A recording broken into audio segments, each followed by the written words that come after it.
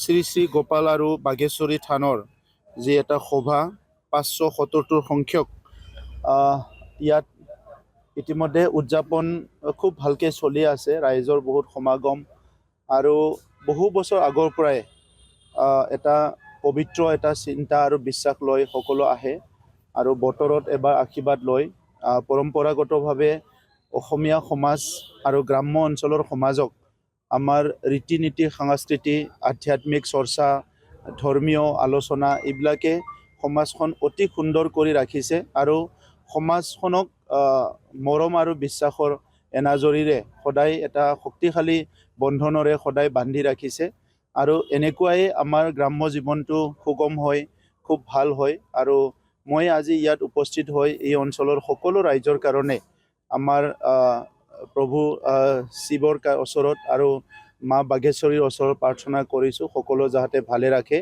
আমাৰ ছাত্ৰ ছাত্ৰী, খেতিয়কসকল, শিল্পীসকল সকলো ভালে থাকিব পাৰে, সমাজৰ সকলো শ্ৰেণীৰ ৰাইজে ভালে থাকিব পাৰে, ইয়াৰ কাৰণে প্ৰাৰ্থনা কৰিছোঁ। ধৰ্মীয় লোকবিশ্বাস এনেকুৱা আছে ইয়াত, তাৰমানে বহুত যুগৰ পৰাই তাৰমানে চলি আহিছে। ইয়াত 577তম যিহেতু ইয়াত আমি এটা উৎসৱ পাতিছোঁ, গতিকে আমাৰ পূৰ্বপুৰুষসকলে যেনেধৰণে পালি আহিছে আমিও তেনেকৈ পালি আহিছোঁ। আমাৰ এইবুলি আমি 3দিনীয়া কাৰ্যসূচীৰে অনুষ্ঠানটো কৰিছোঁ। গতিকে প্ৰথম দিনৰ কাৰ্যসূচীটো আমাৰ হৈ গ'ল। ইয়াত ধৰ্মৰ ধ্বজা উত্তোলন আছিল, সেইবিলাক হৈ গ'ল। এতিয়া আজি হোমযজ্ঞ আছিল, সেইটোও ভাল সকলোমে চলি আছে। আৰু সন্ধিয়াও আমি এটা অনুষ্ঠান ৰাখিছোঁ।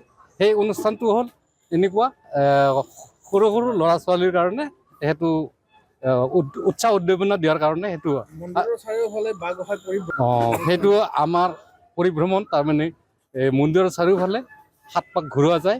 প্ৰত্যেক পাকৰে এটা মাহাত্য আছে। গতিকে এইখিনি বহুত তাৰমানে দেউৰীসকলেহে জানে। তাৰমানে 7 পাকৰ কিবা এটা মাহাত্য আছে আৰু প্ৰত্যেক পাকতেই ঢোল বাজনাৰ এটা বিশেষ বিশেষ তাৰমানে ভংগীমা হয় আৰু বিশেষ বিশেষ ভংগীমাৰে ল'ৰা ছোৱালীসকলে আৰু ভক্তসকলে তেনেদৰে ব্লাড ডোনেশ্যনৰ বিষয়টো জুবিন গাৰ্গৰ স্মৃতিলৈ কৰিব। যিহেতু জুবিন গাৰ্গ আমাৰ এজন বলিষ্ঠ কণ্ঠশিল্পী, লগতে তেখেত অসমৰ জনপ্ৰিয় এজন নাট্যকাৰো বুলি ক'ব লাগিব। তেখেতে অভিনয় জগততো, গতিকে তেখেত ৰাজনীতিকভাৱে বৰ বিশেষ নহয়, আমি সামাজিকভাৱে তেখেতক আমি ভাবোঁ। আমি জুবিনক সদায় তাৰমানে মৰমৰ চকুৰে চাওঁ।